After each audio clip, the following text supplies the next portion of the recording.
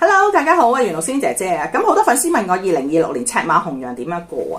咁咧我咧就同大家講，其實係一個氣場嘅問題。咁赤馬紅羊咧嘅氣場係講咩咧？就係話打到嚟啦，埋身啦。咁埋身係咩？大家見啲新聞全部係人與人之間嘅關係好緊要啊，唔係地震啊，唔係打仗噶啦，係人與人之間20幾年嘅婚姻都會反啦，8年嘅感情都會數臭你落河，1、2年嘅感情就要上法庭噶啦。咁所以咧，大家會知你個人嘅運咧嘅氣咧係好緊要。咁啲人問我啦，氣場係點樣分咧？嗱，其實氣場係有味道噶啦，我講我自己嘅感覺出嚟俾大家聽。如果大家咧聞到有啲味道咧，係有啲屍臭味，大家會知啦。然後之後咧就有啲咧霉嘅味道啊，發霉嘅味道、潮濕嘅味道、泥土嘅味道，你就知咧有另外個空間嘅人飄過。咁然後有啲咧就殺傷力高啲嘅，你會聽到有啲血腥味啦，或者有啲銅臭嘅味啦，呢啲咧就有啲殺傷力嘅人嘅飄過。然後之後咧有啲咧會聞到咧有啲碘酒味啊、消毒藥水味，就係嗰啲人咧病咗好耐噶啦，而飄過。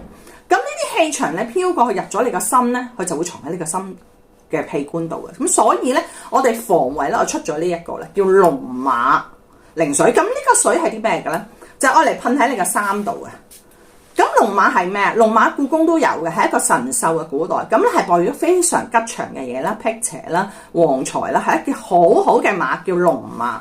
咁我就咧送埋呢一個俾大家，令到大家咧可以將呢啲咧水咧帶出街，咁咧就會咧聞到呢啲味咧就噴啦。呢個水咧係用禪嘅水嚟嘅，即係禪修嘅水。咁之後咧仲加個龍嘅 element 落去嘅。咁好啦，咁如話，如果我已經吸咗埋身啦，嗱，吸咗埋身咧，大家會發現有啲唔妥嘅，譬如生下濕疹啊，即係好多嘢唔妥咧，我就咧設計咗呢一個咧推嘅油啊。咁咧係點咧？旺啦、發啦同埋福咧3樣嘢。呢個咧就發，我中意發，有偏財正財。咁咧我會俾4個位大家。咁你搽咗落去之後咧，就咧送埋呢一個俾大家，就係咧我嚟點佢，清下佢嘅氣，然後咧用誠心一念嘅圓碌碌嘅刮痧板，就將佢咧刮走佢。